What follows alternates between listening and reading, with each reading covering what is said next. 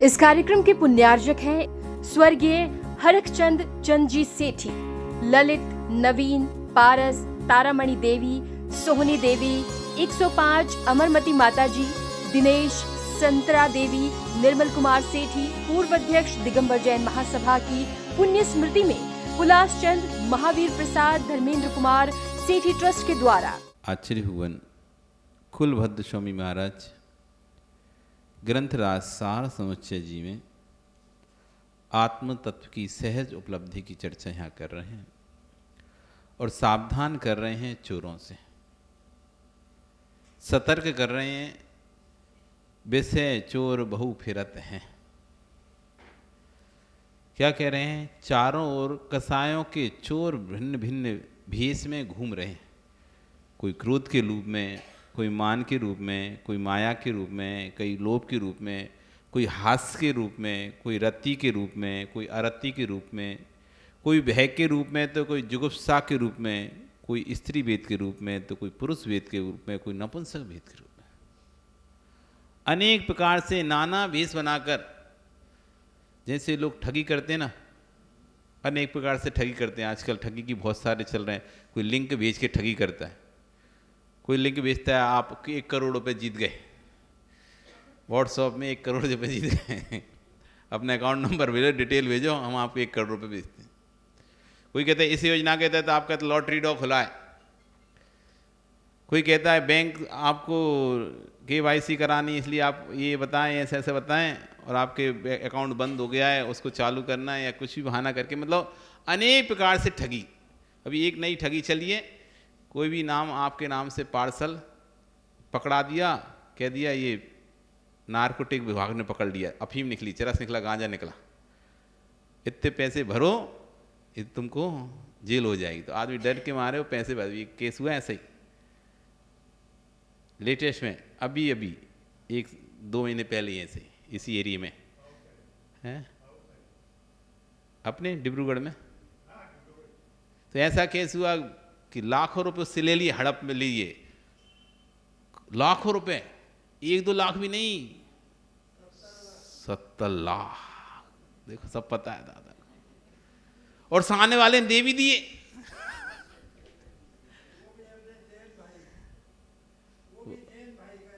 देख लो आप कैसे आदमी ठगी में फंसता है। सब पता है कि मैं ऐसा नहीं हूं, फिर भी फंस रहा है।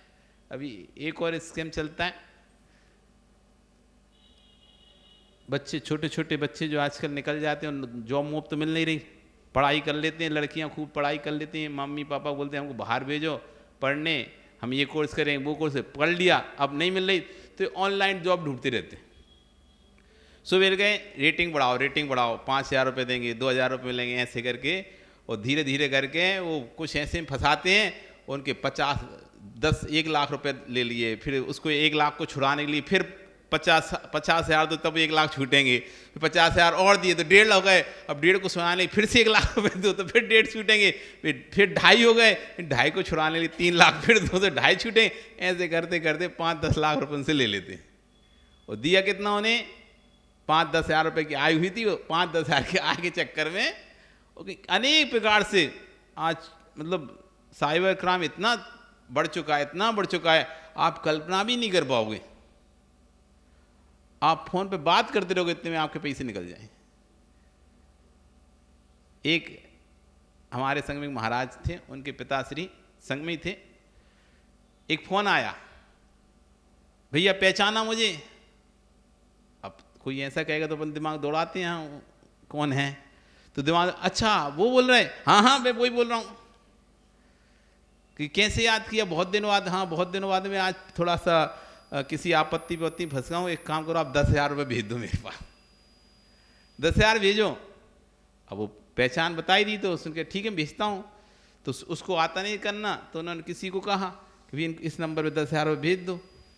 तो उसने 10,000 भेज दिए, और भेज दिए, उसका फ़ोन आया, अरे अभी आए नहीं है पैसे, आप फिर से भेज दो। तो क्या करना? फिर से आप एक बार दबा के कोड, ऐसे करके एक काम करो, आप 10,000 तो नहीं आ रहा है, मैं आप मुझे 20,000 भेजो, मैं आपको फिर 20,000 कर दूँ। 20 तो आ गए, ऐसे करते करते 1 लाख रुपये ले लिया। तब उसका दिमाग ठनका ही हो क्या रहा है। जब तक समझ में आती जब तक तो पैसा जा चुकी होती, चले जाते हैं। तो इसी करें कि चोर, जैसे कि ये जगत में चोर अनेक रूपों में फिर रहे हैं और अनेक प्रकार से जीव को ठग रहे हैं और व्यक्ति ठगे जा रहे हैं, ऐसी कसाय रूपी चोर भी पूरे हमारे आत्मा को ठग रहे हैं।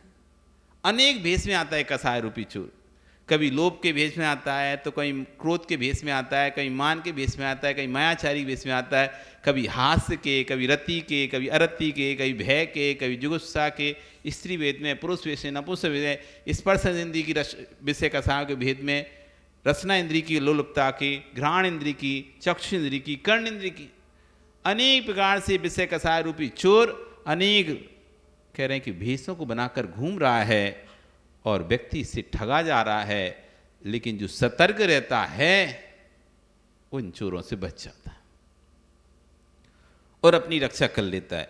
जो बैराग की तलवार को लेकर तैयार है, ऐसा व्यक्ति उन चोरों से बच सकता है, बाकी तो कोई भी चोरों से नहीं बच पाएगा। जो सतर्क नहीं है तो गए उसके, तो जितना अच्छा है विज्ञान उतना ही खराब है विज्ञान। तो इसी बात को आचार्य कहेंगे, धर्म चोर कौन है, इनसे कैसे सावधान रहें, इसे गाथा के माध्यम से आज यहाँ समझा रहे हैं। कसाय विषयश्चोरई धर्म रत्नम विलुप्यते, बैराग खड्ग धारा भी सूरा कुर्वन्ति रक्षिणम। कसाय और वैश्य रूपी चोरों के द्वारा धर्म रत्नम विलुप्यते, धर्म रूपी रत्न चुराया जा रहा है। हम कसाय के आवेश में आकर सब भूल जाते हैं, ना तो हमें फिर भगवान दिखते, ना धर्म दिखता, ना जिनवाणी दिखती, कुछ नहीं दिखते, गुरु नहीं दिखते। हम वहीं पर चिल्लाना शुरू करते, वहीं कसाय करना चढ़ते, लोभ मायाचारी छल कपट जो भी करना होता उसी समय सब उनके सामने करते। एक कसाय रूपी चंद धर्म रूपी रतन को चुरा रहे हैं, आपकी चोरी कर रहे हैं। इसलिए बैराग खड़कम धारी भी, बैराग रूपी तलवार को धारण करके सूरा कुर्वन्ति रक्षणम, जो सूर पुरुष हैं वो अपनी आत्मा की रक्षा करते हैं, अपने धर्म रूपी रतन की रक्षा करते हैं। और जिनको होश ही नहीं है तो चोरी हो रही है। इसी बात को आचार्यवन समझाते हुए कह रहे हैं, अंतरंग बहिरंग साधन जो हैं वे साध की सिद्धि के लिए हैं। साध और साधन दो चीज होती हैं, साध और साधन। साध्य जिसे सिद्ध किया जाता है उसे कहते हैं साध्य, और जिससे सिद्ध किया जाता है उसे कहते हैं साधन। जिसे सिद्ध किया जा रहा है उसका नाम क्या है, साध्य, और जिससे सिद्ध किया जा रहा है उसका नाम है साधन। हमारा सुनना साध्य है, प्रवचन सुनना हमारा साध्य है, ध्येय है, हमारा उद्देश्य है, प्रवचन को सुनना है हमको, जिनवाणी को सुनना है, ये हमारा साध्य है। ये साधन बन रहे हैं, बाकी सब गुरु सुनाने वाले साधन हो गए, माइक आदि ये सब साधन हो गए, जिनके माध्यम से हम जिनवाणी को सुन पा रहे हैं। साध्य है जिनवाणी को सुनना। अब और इसी को गहरे जाएं, जिनवाणी है साधन, जिनवाणी है साधन, साध्य है परिणामों को निर्मल करना। जिनवाणी क्यों सुन रहे हैं, भगवान की वाणी क्यों सुन रहे हैं, किस लिए सुन रहे हो आप, रोज प्रवचन किस लिए सुनते हो, अच्छा बताओ तो पदम जी, क्यों सुनते हो रोज प्रवचन? ओ दादाजी, क्यों सुनते अपन रोज प्रवचन? प्रकट करने के लिए और कसायों को शांत करने के लिए, परिणामों को अच्छा बनाने के लिए, इसलिए तो प्रवचन सुनते हैं ना। परिणाम अच्छे हों, कसाय शांत हो, निर्मल हो भाव, और जो गलतियां हम कर रहे हैं वो गलतियां ना करें, इसी साध्य के लिए एकदम साधन का उपयोग कर रहे हैं, प्रवचन सुन रहे हैं। इस समय निकाल कर ये चाहते तो आप अपनी दुकान पे 1 घंटे और बैठते आराम से और पैसा कमाते, आप अपने घर के और सारे काम निपटा लेते भी 1 घंटे, क्यों ठंडी में यहाँ पर आए? साध्य था परिणाम अच्छे रखना हमको। वो परिणाम जब अच्छे होंगे जब हम अच्छी बातें सुनेंगे, समझेंगे कि कहाँ हम गलत हैं, हम कहाँ कहाँ गलतियाँ कर रहे हैं, ऐसा मुझे नहीं करना चाहिए। जब ये जिनवाणी माध्यम से मुझे पता चलेगा तो मैं उन साधनों से दूर होऊंगा, उन वस्तुओं से दूर होऊंगा और अपने परिणामों को निर्मल करूंगा। और यदि ये काम नहीं हो रहा है फिर जिनवाणी सुनने से फायदा क्या? किंचित मात्र बदलाव नहीं आ रहा हमारे अंदर। जैसी कसाय जिनवाणी नहीं सुनते थे उस समय थी, जैसी कसाय जब जिनवाणी नहीं सुनते थे, जैसा हमारा नेचर जिनवाणी नहीं सुनते थे वैसे ही था। जिनवाणी सुन रहे हैं उसके बाद ही हमारा नेचर वैसा ही है।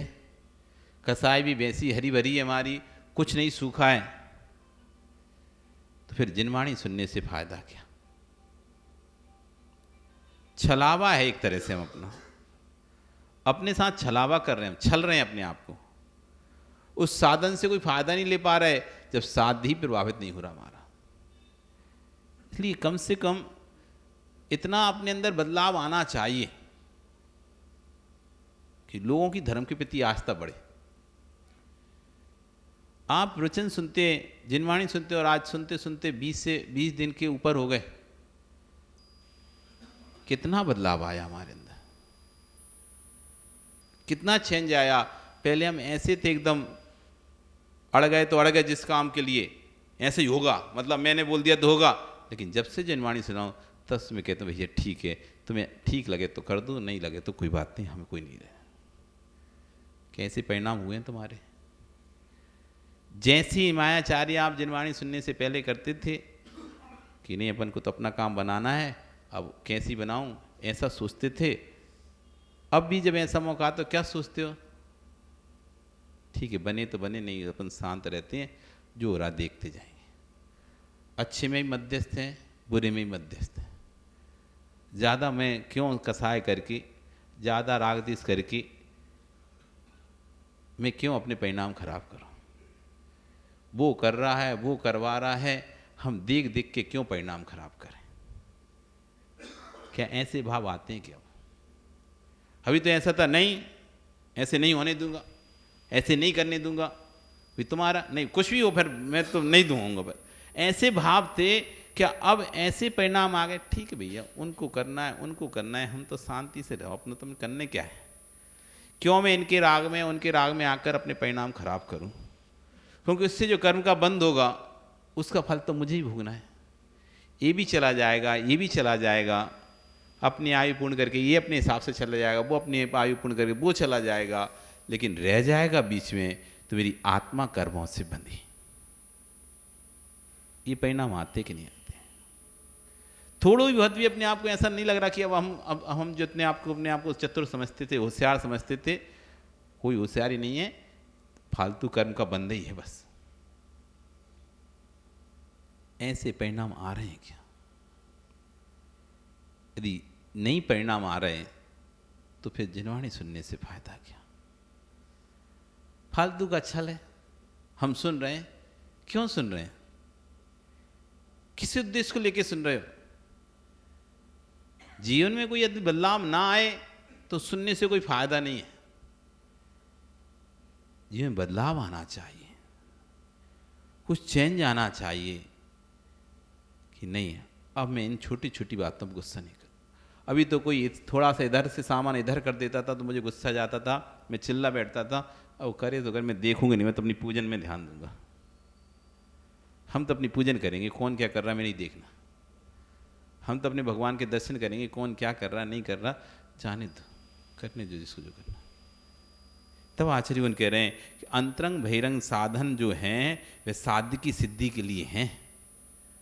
हम जो भी कर रहे हैं ना उससे हमें साध्य की सिद्धि होना चाहिए, तब तो साधन कार्यकारी है। यदि साध्य की सिद्धि नहीं हो रही तो साधन से फायदा नहीं है।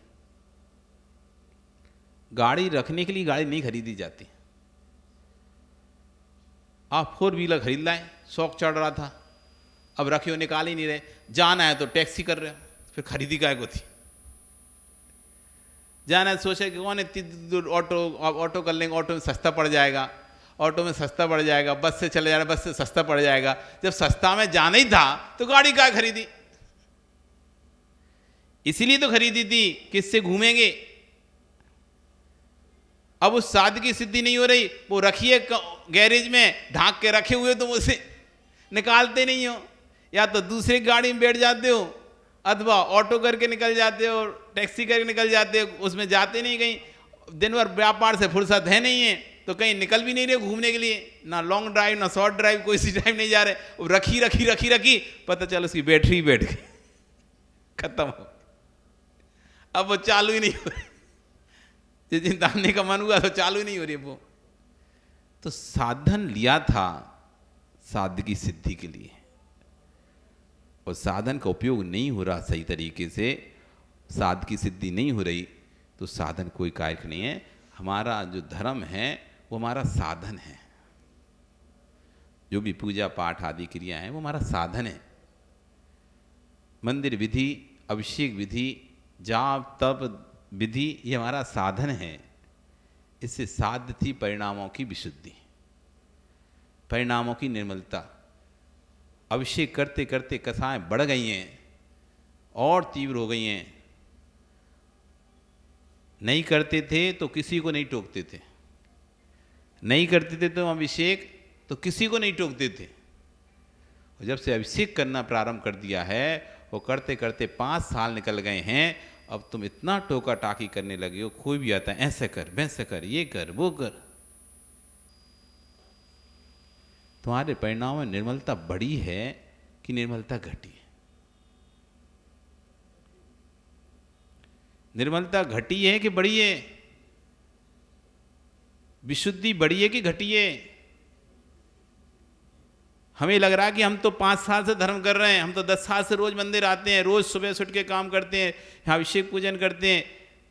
तो उस 10 साल में आपकी जो विशुद्धि बढ़ी है, आपके अंदर माध्यस्थपना बढ़ा है या ममकारपना बढ़ गया है, अभिमान बढ़ गया है, घमंड बढ़ गया है, मेरापन बढ़ गया है, प्रभुत्वपना बढ़ गया है? नहीं, मैं ही यहाँ का सर्वे सर्वा, मैं जो कहूँगा वो ही होगा,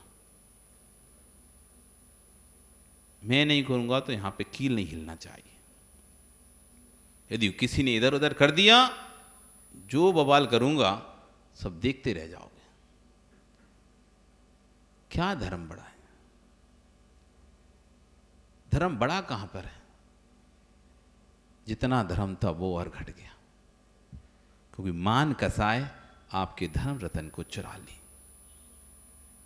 माया कसा ने आपके धर्म रत्न को चुरा लिया। व्यक्ति का जैसे जैसे प्रभुत्व बढ़ता है, उसका मान भी बढ़ता चला जाता है। जिसको जैसा जैसा समाज में ज़्यादा सम्मान मिलने लगता है, फिर उसको ऐसा लगता है कि जो मैं कहूँ वही होना चाहिए, जो मैं कहूँ वैसा ही होना चाहिए। यदि ऐसा नहीं होगा तो हम भैया क्या ही करेंगे, भगवान जाने। जिन साधनों से आत्मा की वंचना हो, जिन साधनों से आत्मा संसार में रुले, ऐसे साधनों को बुद्धिपूर्वक छोड़ देना चाहिए। उन स्थानों को, एक वहां बोली कि सबका महाराज जी यहाँ पे जगह फिक्स है, सबकी यहाँ पे जगह फिक्स है। यदि किसी की जगह पे कोई बैठ जाए तो ऐसे हड़काते हैं जैसे गाय बैलों को बकरियों को हड़काते हैं, हे ओड़ ओड़। कोई की जगह पे बैठ जाए, बस बैठने की देरी है, सामने वाला ऐसा हड़काता है, आंख से आंसू नहीं निकलते, बाकी सब अंदर हो जाता है। इस कार्यक्रम के पुण्यार्जक थे स्वर्गीय हरखचंद चंदजी सेठी, ललित, नवीन, पारस, तारामणि देवी, सोहनी देवी, 105 अमरमती माताजी, दिनेश, संतरा देवी, निर्मल कुमार सेठी, पूर्व अध्यक्ष दिगंबर जैन महासभा की पुण्य स्मृति में उल्लास चंद, महावीर प्रसाद, धर्मेंद्र कुमार सेठी ट्रस्ट के द्वारा